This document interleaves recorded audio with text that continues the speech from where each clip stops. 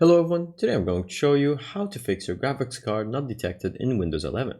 Make sure to watch until the end, not to miss any important details, like and subscribe. First of all, you're going to search for System Configuration. I'm going to click on it right here.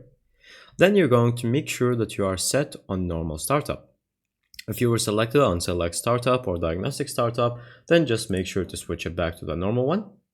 And then from here, once that is done, you're just going to make sure to click Apply and then click OK. And it might ask you to restart the computer, so make sure to restart it. Once that is done, you're going to then go ahead to the search bar again. And then from here, you're going to search for Device Manager.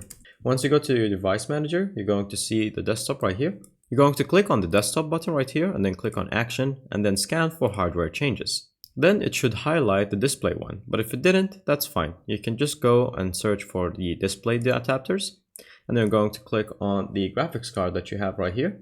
Once you click on the graphics card, make sure to click on Update Drivers. Then you're going to select Search Automatically for Drivers. Now, if it says that it's already installed, then just from here, just move on to your Google. Just go to any browser you'd like and make sure to write the same name as your graphics card. So for example, in my case, GeForce RTX 3050. And as you can see from the NVIDIA official page, you can see the official drivers. And then from here, you can download just the official NVIDIA app. So automatic drivers update from the NVIDIA app.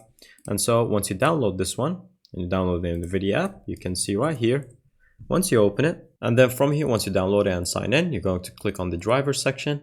And as you can see, new GeForce drivers are ready. And then I'm going to click download and update the drivers. And that's pretty much it. Thank you guys for watching. See you next time. Bye-bye.